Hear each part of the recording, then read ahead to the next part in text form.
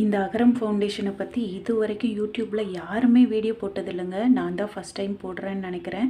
எனக்கு கொஞ்சம் பயமாக தான் இருக்குது, இதனால் ஏதாவது பிரச்சனை வந்துருமோ அப்படின்னு. ஆனாலும் நான் நல்ல விஷயத்தை தானே சொல்கிறேன், அதனால தான் நான் இதை உங்ககிட்ட ஷேர் பண்ணுறேன். அகரம் ஃபவுண்டேஷன், ராகவா லாரன்ஸ், பாலா இவங்க யார்கிட்டையாவது நீங்கள் ஹெல்ப் கேளுங்க அப்படின்னு அப்பப்போ நீங்கள் கமெண்ட்டில் சொல்லிக்கிட்டே தான் இருப்பீங்க. அதை நான் கவனிச்சுக்கிட்டே தான் இருந்தேன். இன்றைக்கி ஒரு பாசிட்டிவான ஒரு விஷயம் நான் உங்களுக்கு சொல்கிறேன். இது உங்களுக்கு ரொம்பவே யூஸ்ஃபுல்லாக இருக்கும். ராகவா லாரன்ஸ், பாலா இவங்கக்கிட்டலாம் ஹெல்ப் கேட்டோம், எனக்கு அது கிடைக்கலங்க. ஏன் கிடைக்கல அப்படின்னா, அவங்கள கான்டாக்ட் பண்ணவே முடியல. அவங்கக்கிட்ட நம்ம போய் பேசுகிறதுக்கான ஆப்ஷனும் இல்லை, அதனால தான் கிடைக்கல. ஆனால் அகரம் ஃபவுண்டேஷன் இருக்குல்ல, அங்கே வந்து எனக்கு ஒரு சான்ஸ் கிடச்சிருக்குங்க. அது எப்படின்றத நான் உங்களுக்கு சொல்கிறேன். இதுக்கு முன்னால் நான் அகரம் ஃபவுண்டேஷனுக்கு ஃபோன் பண்ணி டீட்டெயில் கேட்டப்போ, கவர்மெண்ட் ஸ்கூலில் படிக்கிற பசங்க, அப்பா அம்மா இல்லாத பசங்க, அப்பா இருந்து அம்மா இல்லை, அம்மா இருந்து அப்பா இல்லை, இந்த மாதிரி இன்னொன்று ஊனமுற்றவங்க, இவங்கள மாதிரி ஆளுங்களுக்கு ஹெல்ப் கிடைக்கும் அப்படின்னு சொல்லியிருந்தாங்க. இன்னும் 5 மாதத்தில் அவன் எக்ஸாம் முடிச்சிருவான். என்ன பண்ணுறதுன்னு ஒரே பயங்க. இப்போ இருந்தே நான் ஏதாவது ஸ்டெப் எடுக்கணும்ல. பணன்றது எனக்கு ரொம்ப சிக்கலாக இருக்குது. அப்போ என்ன பண்ணுறது? எப்படி ஃபீஸ் எல்லாம் நம்மளால் கட்ட முடியும்? இந்த டைம்லேயே நம்ம ட்ரை பண்ணால் தானே முடியும்னு நான் அடிக்கடி ஏதாவது ஃபவுண்டேஷன்லாம் சர்ச் பண்ணிக்கிட்டே தான் இருந்தேன். ஆனால் நிறைய ஃபவுண்டேஷன் நம்ம ஜஸ்டைலில் ஃபோன் பண்ணி நம்ம வாங்கினோன்னா அவங்க எல்லாருமே வந்து 2000 ரூபாய், 1000 ரூபாய் இந்த மாதிரி தான் மாதத்துக்கு நம்ம ஃபண்டு மாதிரி கொடுக்க முடியும் அப்படின்னு சொல்லியிருந்தாங்க.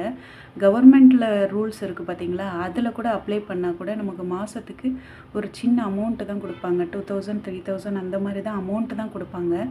மார்க்கு இருந்தால் மட்டும் கவர்மெண்ட் காலேஜில் கண்டிப்பாக வந்து சீட்டு கிடச்சிருங்க. நான் மார்க் அவன் எடுக்கணும்னு நினைக்கிறதுக்கு காரணமே இதுதான். மறுபடியும் நான் ஒரு தடவை யோசித்து அகரம் ஃபவுண்டேஷனுக்கே மறுபடியும் ட்ரை பண்ணேங்க. அவங்கக்கிட்ட நான் எல்லா விஷயத்தையுமே சொன்னேன். ஒருத்தரோட வருமானத்தில் தான் பசங்க படிக்கிறாங்க, எங்களோட சூழ்நிலை ரொம்ப மோசமாக இருக்குது அப்படின்றதெல்லாம் நான் வந்து எல்லாத்தையுமே எக்ஸ்பிளைன் பண்ணினேன். எனக்கு இருக்கிற ஹெல்த் இஷ்யூவை பற்றியும் நான் ஓப்பனாக சொன்னேன், பசங்களுக்கு இருக்கிற ஹெல்த் இஷ்யூவும் சொன்னேன். எல்லாம் கேட்டுட்டு அவங்க ஒரு விஷயம் சொன்னாங்க. இப்போ ஃபார்ம் கொடுத்து முடிச்சிட்டோம், நீங்கள் வந்து +2 தானே படிக்கிறான், இன்னும் 5 மந்த்ஸ் உங்களுக்கு இருக்குல்ல, நீங்கள் ஃபெப்ரவரிக்கெல்லாம் வந்துடுங்க, ஃபார்ம் வந்து கொடுப்போம், அதை ஃபில் பண்ணி கொடுத்துட்டு போங்க. அவங்க இன்னொன்று எக்ஸ்பிளைன் பண்ணாங்க. அவங்க வந்து சில காலேஜஸ் எல்லாம் செலக்ட் பண்ணி வச்சுருப்பாங்க, இந்த காலேஜில் சேர்த்து விடலாம் அப்படின்ற மாதிரி. அதனால் நீங்கள் எந்த கோர்ஸ் வந்து எடுக்கணும்னு நினைக்கிறீங்களோ அதை வந்து அவங்க அந்த காலேஜில் சொல்லி உங்களுக்கு ஃப்ரீயாகவே வந்து சேர்த்து விடுவாங்க. நீங்கள் படித்து கோர்ஸ் கம்ப்ளீட் பண்ணுற வரைக்குமே டோட்டலாக அவங்க வந்து ஃப்ரீயாக தாங்க பண்ணி தராங்க. காலேஜில் ஃபீஸ் கட்டுறதுலேருந்து, காலேஜுக்கு போகிறதுலேருந்து, நீங்கள் அங்கேயே தங்கி படிக்கலாம், உங்களுக்கு சாப்பாடும் சேர்த்து அவங்க ஃப்ரீயாகவே தராங்க. அந்தளவுக்கு சலுகை வந்து அவங்க பண்ணுறாங்கங்க. அதாவது ஒரு மாணவனுக்கு கல்வியை மட்டும் ஃப்ரீயாக கொடுத்துட்டா அவன் கண்டிப்பாக வாழ்க்கையில் நல்லாவே வந்துடுவான். அந்த கல்வியை அவங்க வந்து ஃப்ரீயாகவே கொடுக்குறாங்க. அவ்வளோ ஆப்ஷன் சொன்னாங்க. அதாவது அவனுக்கு எந்த கோர்ஸ் பிடிக்குதோ, மெடிக்கல் லைனில் போகணும் அப்படின்னா மெடிக்கல் லைனில் போகலாமா, இன்ஜினியரிங் காலேஜில் படிக்கணுன்னாலும் அதுக்கும் அவங்க வந்து செலக்டிவான காலேஜஸ் வச்சுருக்காங்க, அதில் வந்து சேர்த்து விடுவாங்க. ஆர்ட்ஸ் அண்ட் சயின்ஸு இந்த மாதிரி ஒவ்வொன்றுமே வந்து எந்த பிள்ளைங்க எந்த மாதிரி படிக்கணும்னு நினைக்கிறாங்களோ அந்த மாதிரியான சலுகை அவங்க பண்ணித்தராங்க. இன்னொரு விஷயம் ஒன்று இருக்குங்க, மார்க்கு கொஞ்சம் நல்லபடியாக எடுத்திருக்கணும், அதுதான் ரொம்ப முக்கியம். மார்க் ரொம்ப கம்மியாக இருக்குன்னா கொஞ்சம் யோசிக்கிறாங்க. நான் இப்போ சென்னை டி நகரில் இருக்கிற ஆஃபீஸை பற்றி தான் நான் உங்களுக்கு சொல்லிகிட்ருக்கேன். ஏன்னா நம்ம இது ஃபஸ்ட் டைம் தானே ட்ரை பண்ணுறோம், ஒருவேளை கிடைக்குமா கிடைக்காதா அப்படின்ற நிறைய குழப்பத்தில் இருந்தேன். ஆனால் அவங்க சொன்ன விஷயங்கள் எனக்கு நிறைய பாசிட்டிவாக இருந்தது. எனக்கு தேவை இப்போ என் பையன் ஓரளவுக்கு நல்ல மார்க் எடுத்துட்டானா நான் கரெக்டாக ஃபெப்ரவரியில் போய் ஃபார்ம் ஃபில்லப் பண்ணி கொடுத்துட்டு நான் வரணும். எப்படியும் எக்ஸாம் முடிஞ்ச உடனே மார்க் ஷீட்டோடு அவனை கூட்டிகிட்டு போகணும். அவ்வளோதாங்க, எனக்கு கிடைச்சிடணுன்னு நீங்கள் எல்லாருமே ப்ரே பண்ணிக்கோங்க.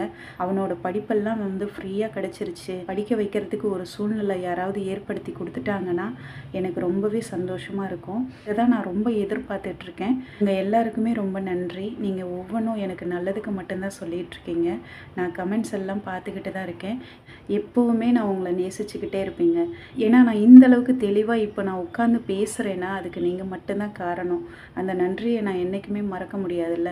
உங்ககிட்ட ஒரு கம்யூனிகேஷன் நான் பண்ணணும் அப்படின்னா வீடியோ மூலமாக நான் பண்ணனா நீங்கள் எனக்கு கமெண்ட் மூலமாக தானே பண்ண முடியும். அந்த கமெண்ட் எல்லாமே நான் படிக்கிறேன். எனக்கு நீங்கள் சொல்கிற நல்ல விஷயங்களை நான் கண்டிப்பாக எடுத்துக்கிறேன். நீங்கள் யாரும் வருத்தப்பட்டுக்காதீங்க. நான் என்றைக்குமே உங்களை மதிப்பேன். மற்ற யூடியூபர்ஸ் எப்படியோ ஆனால் நான் வேறு மாதிரின்றது உங்களுக்கே தெரியும். சப்ஸ்கிரைபர்ஸ்க்கு எவ்வளோ ரெஸ்பெக்ட் கொடுக்குறேன் அப்படின்றது உங்களுக்கு நல்லாவே தெரியும். இன்னொரு விஷயமும் உங்களுக்கு சொல்கிறேங்க. நான் என்னென்ன ஸ்டெப்ஸ் எல்லாம் எடுத்திருக்கேன்றதுனால தான் இந்த விஷயங்களெல்லாம் நான் சொல்கிறேன். சிஎஸ்சி இருக்குது பார்த்தீங்களா, அதுக்கு நான் போயிட்டு வந்தேங்க. என்னோடய சிந்தனை ஃபுல்லாகவே என்னோடய பசங்க ஹெல்த்துக்கும் அவங்க படிப்புக்கும் சேர்த்து தான் இருக்குது. அதனால் நேற்று நான் பேங்க்குக்கு போக வேண்டியது இருந்ததுங்க. மதியத்துக்கு நான் போனேன் லன்ச் டைமில். அந்த டைமில் நான் வர்ற வழியில் சிஎஸ்சியை நான் பார்த்தேன். நான் பேங்க்குக்கு போகிறப்ப நான் சிஎஸ்சி பார்ப்பேன். ஆனால் என்னென்னா நான் உள்ளே போய் நான் கேட்கணும் அப்படின்னு நான் நினைக்கல. உள்ளே போனேங்க. என் பையனுக்கு +2 கொஷின் பேப்பர் வாங்கி கொடுக்கணும். அது அங்கே கிடைக்கும் அப்படின்றது எனக்கு தெரியும். 5 வருஷத்து கொஷின் பேப்பர் அவனுக்கு இருக்குது அப்படின்னா கொஞ்சம் இன்னும் நல்லா பெட்டராக ட்ரை பண்ணுவான்ல. அதுக்காக தான் நான் வாங்கி கொடுக்கணும்னு நினச்சேன். அப்போது கேட்டப்போ அவங்க என்ன சொன்னாங்கன்னா, கேட்டவங்களோட லிஸ்ட்டெல்லாம் நாங்கள் அனுப்பி வச்சுட்டோங்க. நீங்கள் நெக்ஸ்ட்டு டிசம்பர் 5ஆம் தேதிக்குள்ளே நீங்கள் வந்துடுங்க.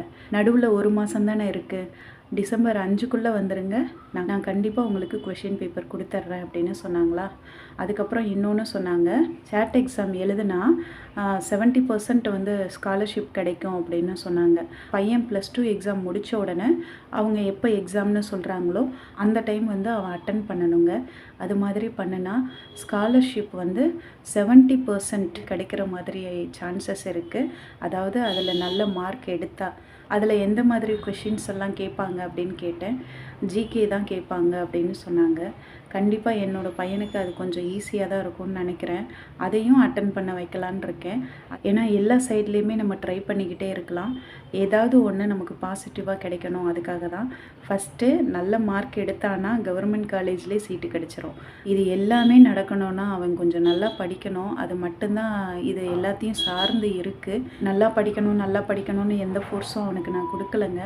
ஏன்னா இப்போ அவனோட ஹெல்த்தும் கொஞ்சம் சரியில்லாமல் இருக்கிறதுனால அவனை நான் ஒரு வார்த்தை கூட கோவமாக கூட நான் பேசுகிறது கிடையாது. எந்த ப்ரெஷருமே நான் கொடுக்கறதில்ல. ஆனாலும் ஓரளவுக்கு சூழ்நிலை புரிஞ்சுக்கிட்டு அவன் நல்லாவே தான் படிச்சிட்ருக்கான். ஆனால் நான் அந்த பயம் எனக்கு ஏன் இருக்குது அப்படின்னா, நம்ம ரொம்ப எதிர்பார்க்குறோம்ல, ஒருவேளை அந்த மார்க் கிடைக்காம போயிடுமோ அப்படின்றது எனக்கு ஜென்ரலாகவே அந்த பயம் இருந்துக்கிட்டே தான் இருக்குது. அது ஏன்னு தெரியல. நான் அவங்கக்கிட்ட ப்ரெஷர் எதுவுமே கொடுக்கலைனாலும் என் மனசில் இந்த ப்ரெஷர் இருந்துக்கிட்டே தான் இருக்குது. ஒருவேளை மார்க்கு எடுத்துருவானோ எடுக்க மாட்டானோ, நான் எடுக்கலைன்னா நான் என்ன பண்ணுவேன் அப்படின்ற அந்த பயம் போக மாட்டேங்குதுங்க.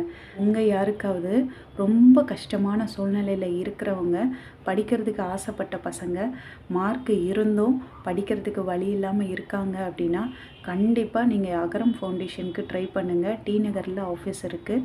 அவங்க கண்டிப்பாக உங்களுக்கு ஹெல்ப் பண்ணுவாங்க. எனக்கு கொஞ்சம் பாசிட்டிவாக தாங்க இருக்குது இந்த விஷயம் தெரிஞ்சதுலேருந்து. எனக்கு மனசில் ஒரு தைரியமும் இருக்குது. கண்டிப்பாக ஏதாவது நல்லது நடக்கும் அப்படின்ற ஒரு தைரியம் இருக்குது. இது எல்லாமே என்னோடய மூளைக்கு கொண்டு போனது நீங்கள் தான். நீங்கள் சொல்லிக்கிட்டே இருந்ததுனால தான் நான் அதை ட்ரை பண்ணுறதுக்கு நான் யோசித்தேன். இல்லைன்னா நான் எம்டியாக இருந்திருப்பேன். நான் ஒருவேளை அங்கே ட்ரை பண்ணாமல் கூட இருந்திருக்கலாம். இது எல்லாத்துக்குமே நீங்கள் தானே காரணம். நான் சொல்கிறது உண்மைன்னு உங்களுக்கே புரியுதில்ல. நீங்கள் இதெல்லாம் கமெண்ட்டில் சொல்லிக்கிட்டே இருந்ததுனால தானே நான் ட்ரை பண்ணேன். 2 பிள்ளைங்களுக்கும் ஹெல்த் இஷ்யூஸ் சரியாகணும், பெரிய பையன் ஓரளவுக்கு நல்ல மார்க் எடுத்துடணும் அப்படின்றதெல்லாம் நீங்கள் ப்ரே பண்ணிக்கோங்க எனக்காக ப்ளீஸ். இந்த வீடியோ பிடிச்சிருந்ததுன்னா மறக்காமல் லைக் பண்ணிக்கோங்க. நன்றி, வணக்கம்.